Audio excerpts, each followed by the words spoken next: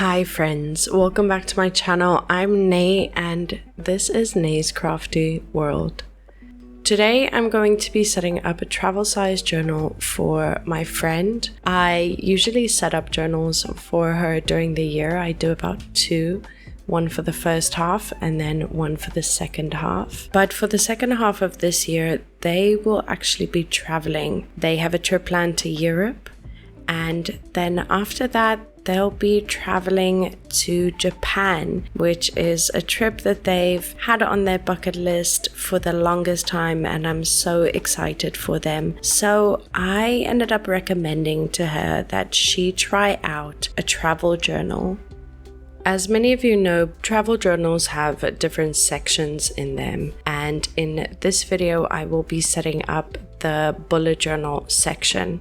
If you're curious about all the other sections in this journal, I'll link a video in the cards above where I explain what sections are in this journal, how they'll be used, and why I put them in there. I'll also be creating a little bit of a series where I set up each one of these sections in a different video, so that if there's a specific section that you're interested in, you can follow along in the series. As you might have seen in the title of this video, this is going to be a very basic setup. I'm going to keep it very simple, very easy, very beginner friendly. I will be using some different supplies, and as always I will link those in the description down below. The first page we are setting up in this bullet journal is the year page. So I've gone ahead and stamped out the year using my alphabet stamps and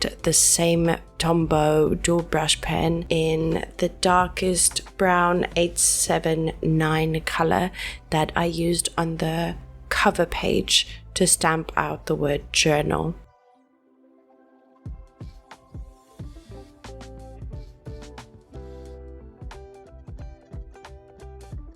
For the doodles, I'm using my Pigma Micron pen in the size 005, which is an incredibly fine nib and creates that very soft, minimal look I'm going for.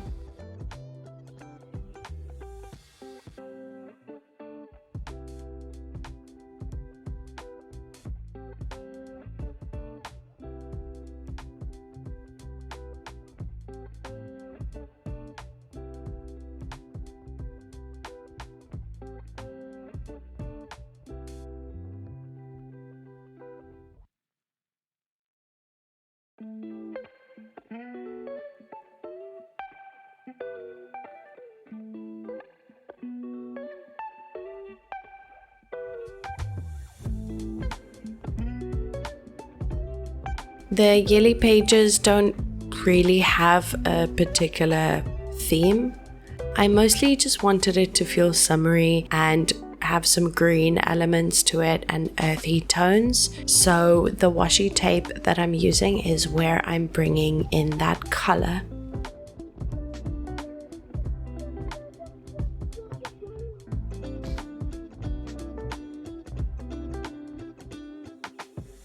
I have a bunch of these transfer stickers, and every time I use them they always remind me of those stick-on tattoos that we used to get as children, the ones that you would get in a gum wrapper and you'd have to stick it on your arm, use a wet cloth to like dampen the paper and then pull it off, and ta-da, you had a tattoo that lasted for a weekend.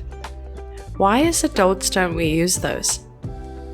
I think I've seen people on TikTok apply those, but in larger scale. How fun is that? Just have a tattoo like a different one every few months, nothing too permanent. Maybe I'll look into that.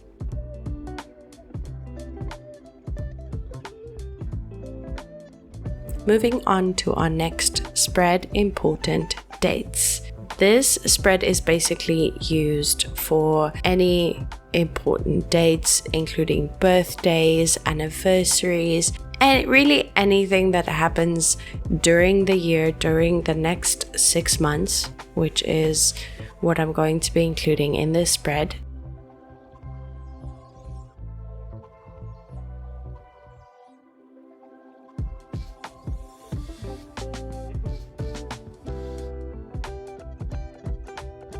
A few months ago, I bought this stamp set from Paper World, this calendar set, and it is super handy. Something I had to learn though, when you buy these rubber stamps, a lot of the time when you apply ink to it, the ink just kind of runs off of the stamp and it doesn't stamp clearly and it just looks awful. And for the longest time I was trying to figure out if it's me, if I'm the problem. But it turns out that you can use an eraser to basically buff out the shine that these stamps have. So it took me a good 20 minutes to buff out these stamps, including the calendar stamps, with an eraser, and it was quite messy, but still not perfect. So I think I'll keep wearing them down until I can get a pretty decent stamp, although I feel like it didn't come out too bad.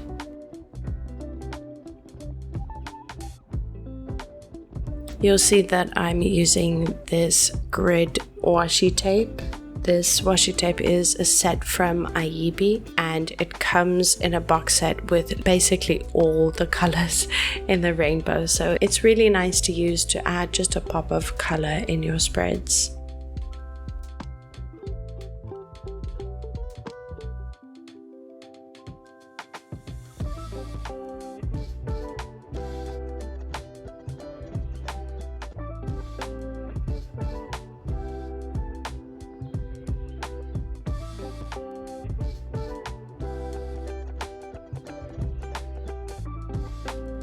Next up is the last yearly page. I didn't include a lot of yearly pages in this setup, but this is the period tracker. So I'm setting up this one from July to December, and then including the 31 days on the side. So the idea is that when you are on your period, you can color in a box.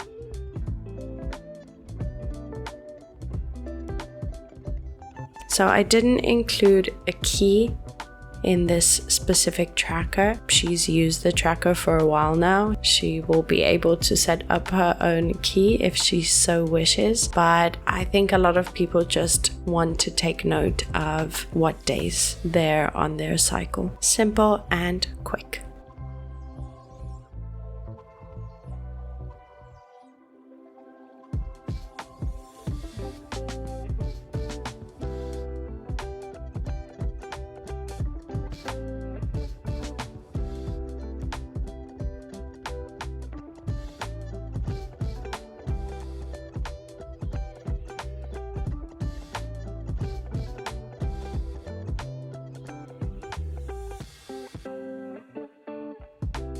This sticker box has been one of my favorite purchases recently. Basically, you have the box and it has all kinds of different PET stickers in it.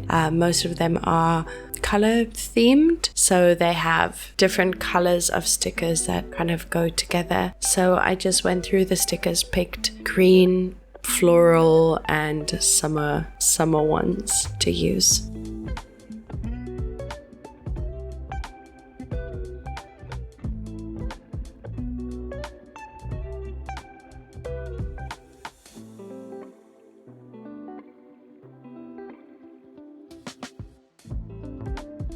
Now that we're finished with the yearly pages, we can go to the monthly spreads. So I'll be showing you how I set up her July monthly spreads. First is the cover page. Here I'm really just continuing the previous theme, keeping with the basic doodles and a very minimal look.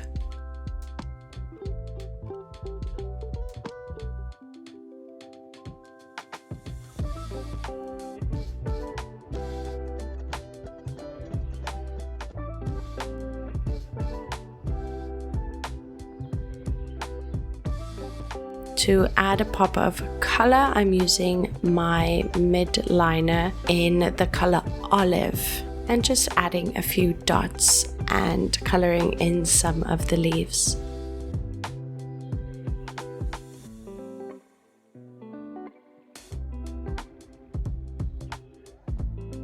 To finish off this page, I'm using one of those calendar stamps I was talking about earlier, and I was very happy that it came out pretty clear. Still not 100%, but I guess I'll still figure them out.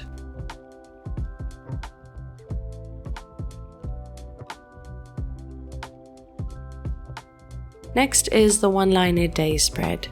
This one, again, very simple and so useful. So the idea of the one line a day is basically that you can use it pretty much for anything. You can use it as a planner. So if you have any appointments or you have anything that happens on a specific date, you can write that in. You can also use it as a kind of a diary where you can describe your day in one sentence. I think you can really have fun with a one-liner day spread.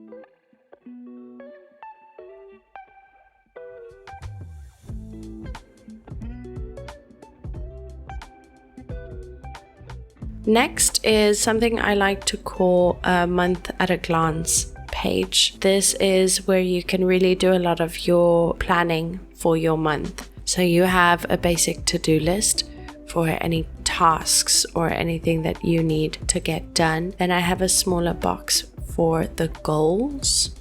Everyone wants some goals during a month. Maybe it's walk more, remember to drink more water, or read a book, do a hobby more. Then I also have an important dates section, so that just trickles down from the yearly important dates so that you can be sure you don't miss anything.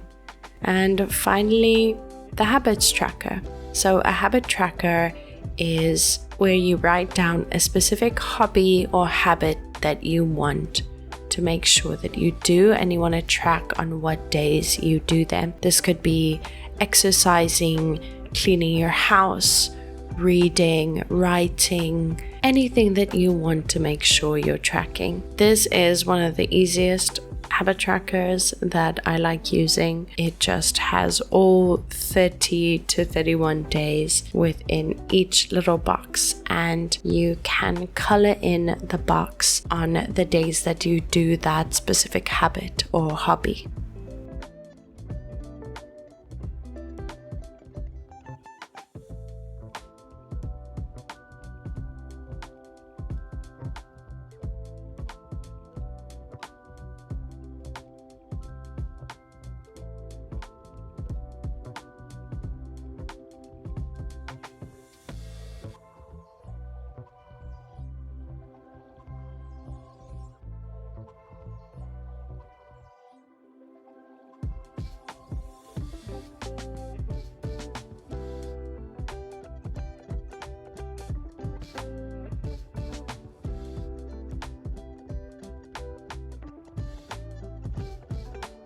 Lastly, we have a workouts tracker. The person that this journal is for always requests this spread. This is just something for her to help track what she does in the gym, or if she's doing anything active like walking.